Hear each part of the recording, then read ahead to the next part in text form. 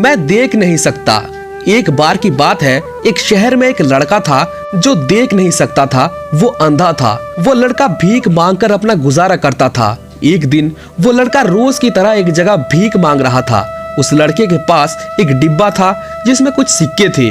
जहाँ पर वो भीख मांग रहा था वहाँ पर एक बोर्ड पर यह लिखा हुआ था कि मैं देख नहीं सकता, अंधा हूँ, कृपया मेरी मदद कीजिए। उस लड़के के सामने से कई लोग गुजर रहे थे, लेकिन ज्यादा लोग उसकी मदद नहीं कर रहे थे। कुछ लोग उसे पैसे दे रहे थे तो कुछ लोग उसे देखकर अफसोस करते हुए वहां से चले जा रहे थे। तभी वहां पर एक और लड़का अपने बाइक से आता है। उस लड़के का नाम अरुण था।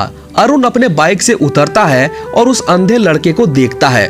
अरुण उस लड़के के पीछे बोर्ड में जो लिखा हुआ होता है उसे भी पढ़ता है और वो ये भी देखता है कि कुछ लोग उसकी मदद कर रहे हैं तो कुछ लोग बिना मदद किए ही वहां से आगे बढ़ रहे हैं। ये सब देखकर अरुण मन ही मन सोचता है कि इस दुनिया में भी कमाल के लोग हैं, जिसे सच में मदद की जरूरत है उसकी मदद कोई नहीं कर रहा। ये सोचते हुए अरुण उस बोर्ड में जो लिखा हुआ होता है उसे मिटा देता है और उसकी जगह वहाँ पर कुछ और लिख देता है। वो अपने बटुए से कुछ पैसे लेकर उस अंधे लड़के को देखकर वहां से अपने ऑफिस चला जाता है। रोजाना की तरह अरुण अपने ऑफिस का काम खत्म करके शाम को अपने घर की ओर निकलता है। रास्ते में उसे वही अंधा लड़का दिखता है। अरुण उसके पास जाता है तो वो अंधा लड़का फौरन खड़ा हो जाता है और अरुण से कहता है, भैया आपको मैंने आपके आने की आहट से ही पहचान लिया।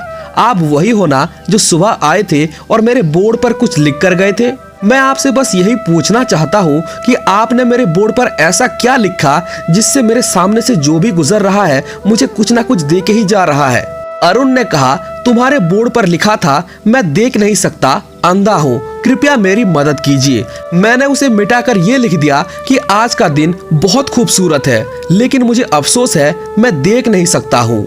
लड़का अरुण की बात सुनकर उसके गले लग गया और उसने कहा, मुझ गरीब की मदद करने के लिए आपका बहुत बहुत शुक्रिया भैया। ये सुनते ही अरुण का मन खुशी से गदगद हो गया और वो उस लड़के को अलविदा कहकर वहां से चला गया। इस छोटी सी कहानी से हमें एक बड़ी सीख मिलती है। हमें ये तो समझ में आ गया कि बोर्ड पर पहले जो लिखा था और बाद में अरुण ने जो लिखा उसमें काफी फर्क था, लेकिन बाद में ज्यादातर लोगों ने उस लड़के की मदद इसलिए की क्योंकि अरुण ने जो लिखा था वो पढ़ने वालों के मन में पॉजिटिविटी फैला रही थी, इसीलिए लोग उसे कुछ ना कुछ देकर ही जा रहे थे। जिस तरह अरुण ने कुछ नया सोचा, ठीक उसी तरह अगर हम हमारे सोचने का तरीका बदलेंगे तो हमारी जिंदगी भी बदल सकती है। हमेशा कुछ नया सोचिए जो दूसरों से अलग हो, तभी हमारी जिंदगी बदल सकती है। आशा करता हूँ ये कहानी आपको पसंद आई होगी। ये कहानी सुनने के लिए आपका बहुत बहुत धन्यवाद।